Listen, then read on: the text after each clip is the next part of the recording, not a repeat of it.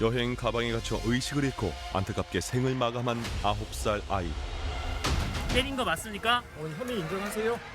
자국 학풀이나 교육적 그 훈육을 가장한 말하자면 벌을 주는 거나 학대를 하는 거예요. 사실은 전체에 벌을 주는 80%는 부모가 자녀에 대한 자기 화풀이라는 것이에요. 4층 베란다를 통해 목숨 건 탈출을 한 9살 여자아이. 아이의 온몸에 남아있는 참혹한 학대의 흔적. 그러나 한 번도 남의 생각해 본 적 없고 대자로 생각하고 아이도 많이 사랑합니다. 내 자식을 잘 키우는 방법은 엄하게 가르쳐서 남에게 폐를 끼치지 않는 그런 사람으로 키운다는 그런 이제 전통적인 양육 방식이 굉장히 강하잖아요. 가장 안전해야 할 가정에서 부모로부터 학대를 당하는 아이들.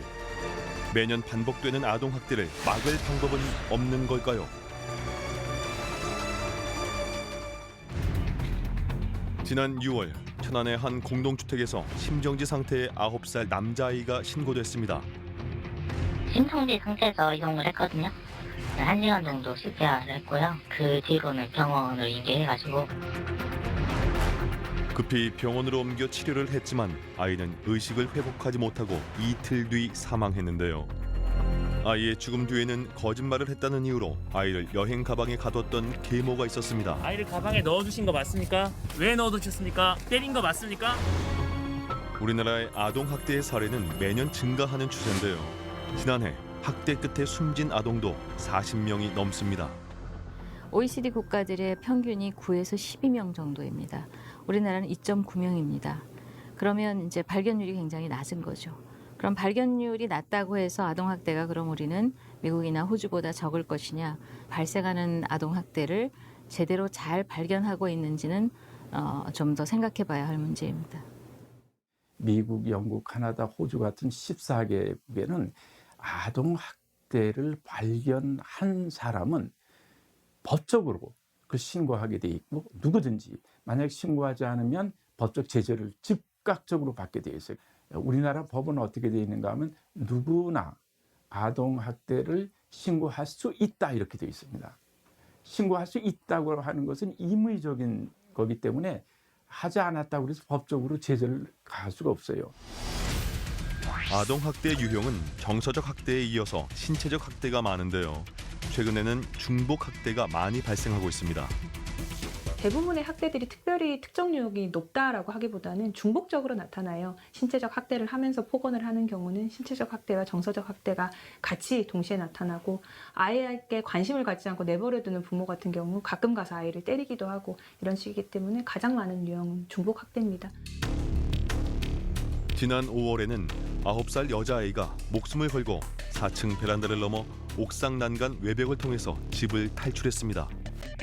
9살 또래 아이들보다 작은 여자아이의 몸무게는 25kg.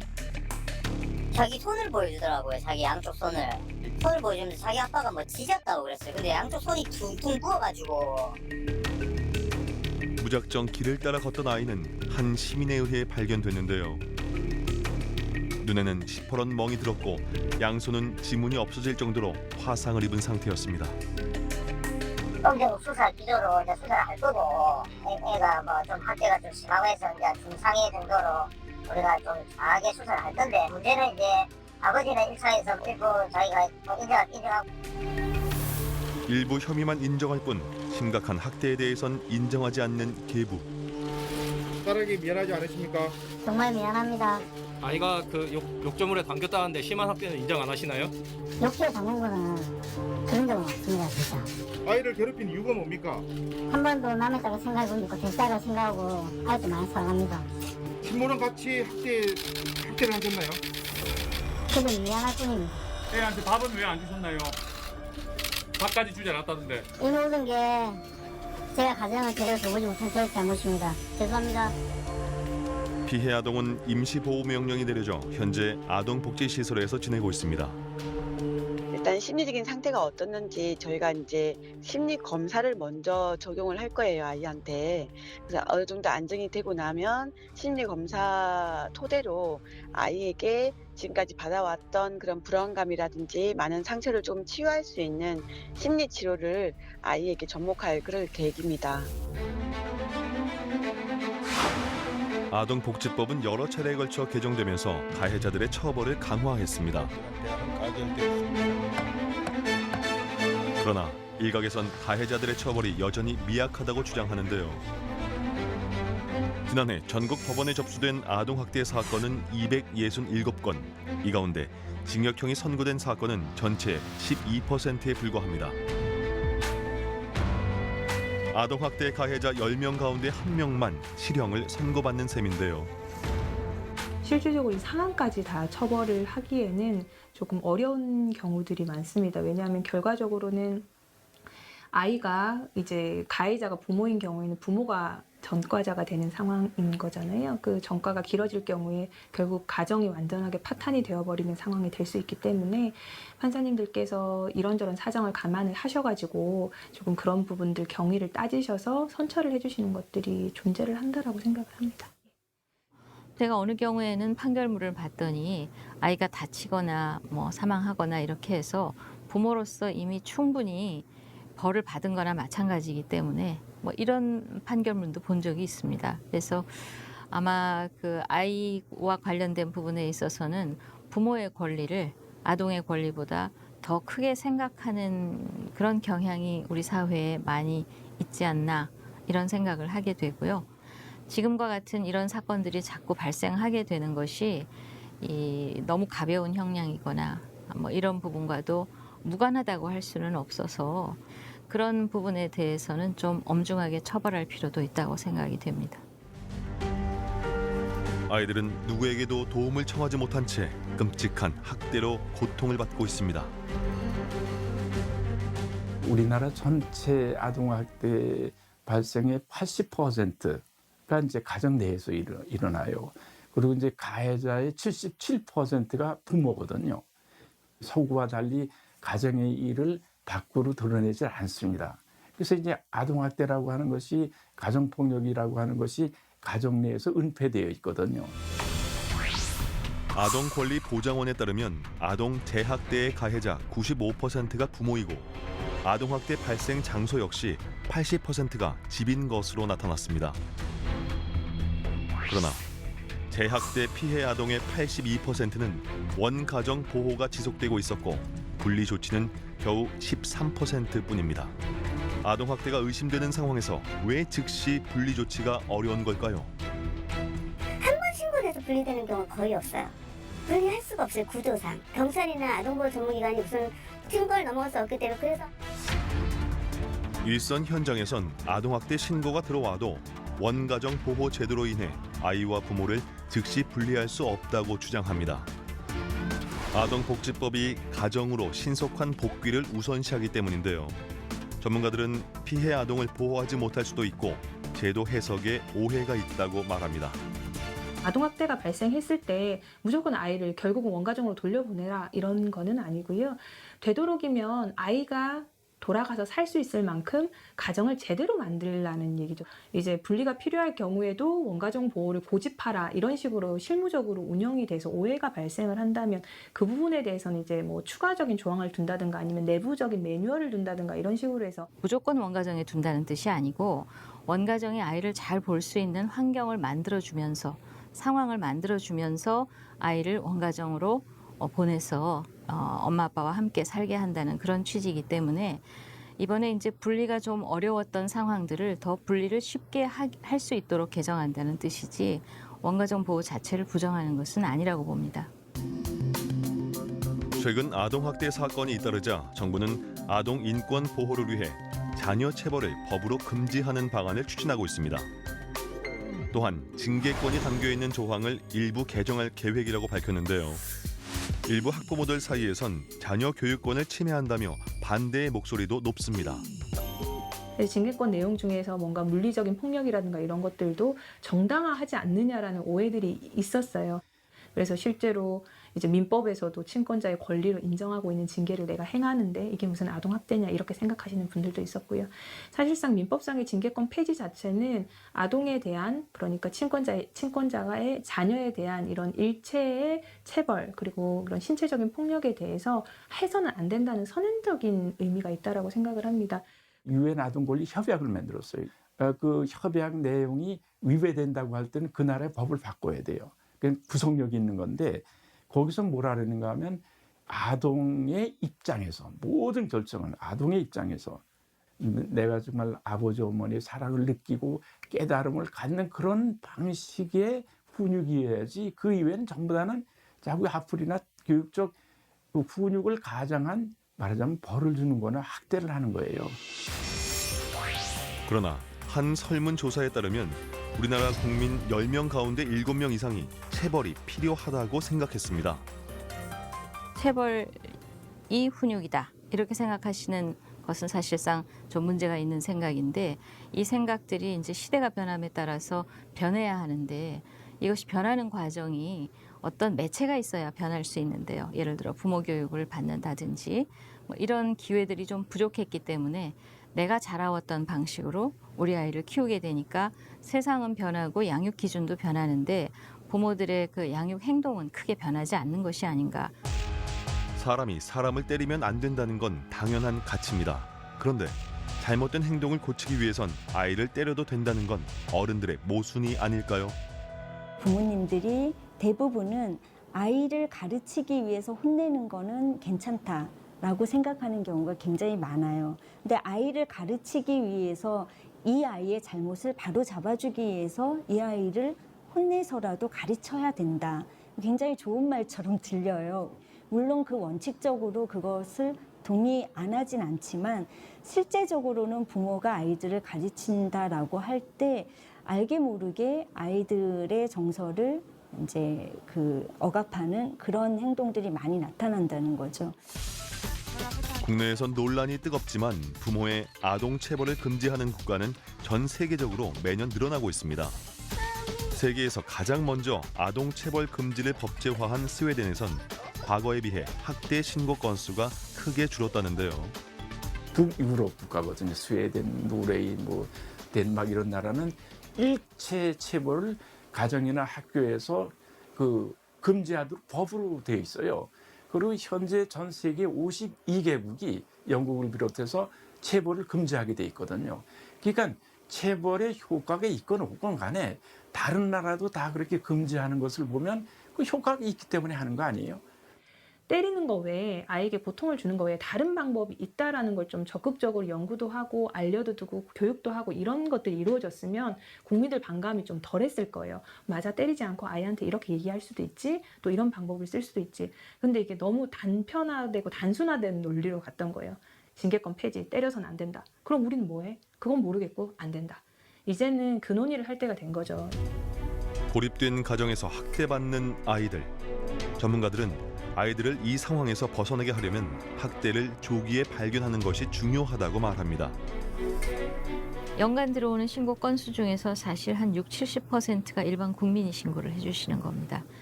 그래서 신고를 하실 때 이게 학대인지 아닌지 내가 어떻게 알아? 확인을 해야 신고를 하지. 이런 부담감을 가지실 수 있는데 의심이 되면 일단 신고를 해주시면 그 다음 차례는 전문가들이 와서 이제 제대로 잘 보게 될 것이기 때문에 너무 부담을 갖지 말고 일단 신고를 해주시는 것이 아이를 학대로부터 지킬 수 있는 첫 번째 발자국이 아닐까 이렇게 생각이 되고요. 어른들의 무관심 속에 매년 반복되는 아동 학대. 아동 학대 예방의 첫걸음은 우리들의 관심입니다. 대처가 사실 좀 획기적인 어떤 방법이 이제 적용되기가 어렵죠. 아예 정말 완전히 격리시켜 버린다던가 아이가 이제는 부모한테 못 돌아간다던가 이런 결정을 내리기에는 아직 우리 사회가 사회적인 합의를 충분히 하지 않았죠. 어떻게 보면. 그러니까 법만 마련된다고 될 그런 부분은 아니라고 보여지는 부분이 있어요.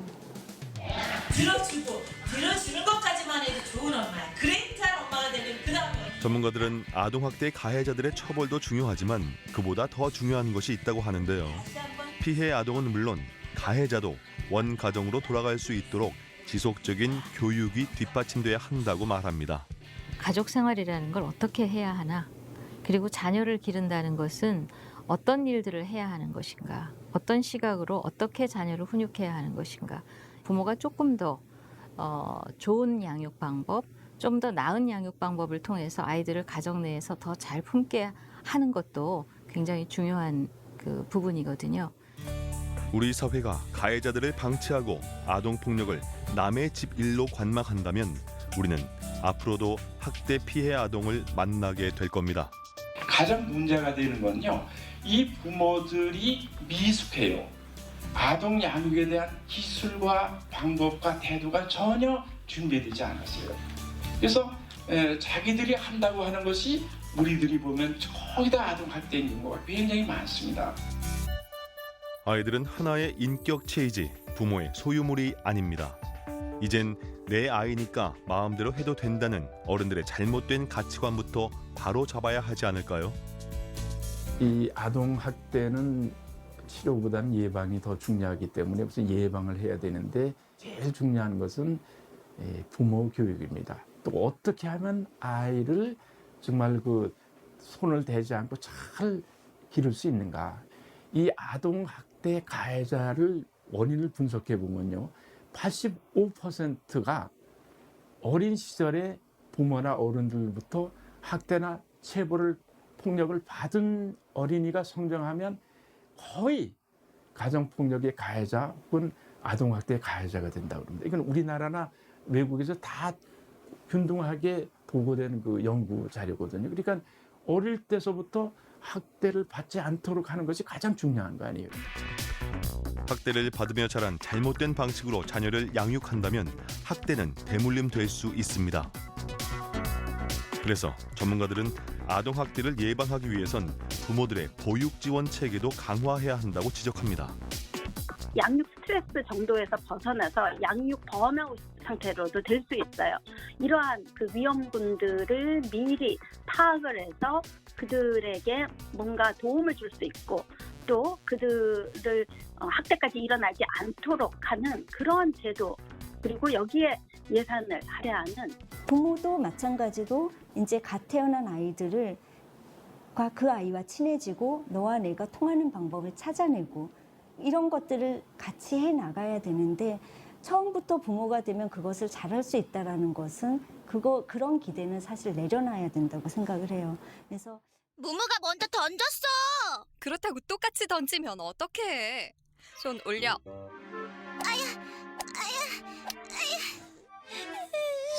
손바닥 대. 손바닥. 아이의 욕구, 그러니까 아이의 마음을 좀 먼저 파악을 해야 되는 거죠. 그 아이도 감정이 있고 하기 싫은 게 있고 아이의 입장이 내 입장과 다를 수 있다를 인정하는 것. 이런 행동이 아이들에게 그런 그 정서적인 불편함을 줄지 몰랐다. 아이가 이것으로 인해서 부모가 나를 싫어한다라고 생각할지 몰랐다. 화를 분출하듯 폭발시키지 말고 아이와 눈높이를 맞추어 아이의 행동을 이해하려는 태도가 중요한 해결의 열쇠가 됩니다. 아이가 잘못된 행동을 할 때는 행동의 결과를 알려주고 이후 긍정적인 행동을 할 때 칭찬해주는 것이 효과적입니다. 사회로부터, 가정으로부터 보호받으며 성장해야 할 우리의 아이들. 어린 영혼이 몸과 마음의 상처를 안은 채 어른이 된다면 대한민국의 미래는 어두울 겁니다. 누군가의 의사를 내 마음대로 할 수 있다는 것 자체가 자녀나 아동 인권에 대한 우리 인식이 너무나 아직 낮다는 거예요. 내 마음대로 할 수 있는 게 아니고 그 아이도 하나의 인격체인데 거기에 대해서 내가 너무 과하게 개입을 하고 있는 건 아닌가라는 반성도 필요하다고 생각합니다. 훈육이라는 이름으로 행해지는 학대. 이 세상에서 맞아도 되는 아이는 결코 없습니다. 아이의 입장이 내 입장과 다를 수 있다를 인정하는 것. 아이와 통하는 우리 가족만의 뭔가 그런 관계 맺는 법을 배워가시는 게 굉장히 중요한 교육이고, 그게 결국은 아동학대를 예방하는 굉장히 중요한 포인트라고 저는 생각을 합니다.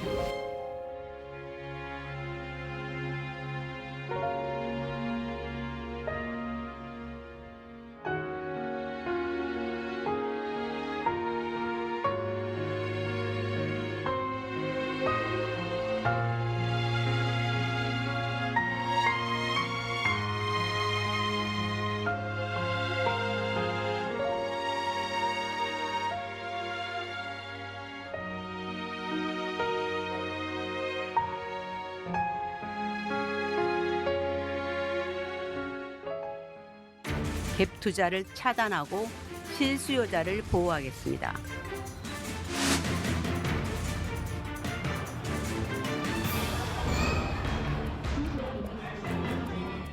이번 대책은 한마디로 투기억제 대책이다. 법이 개정이 되고 시행이 된다라고 하면은 아마 처음 우리가 받았던 것보다 더 큰 충격으로 다가올 수도 있다.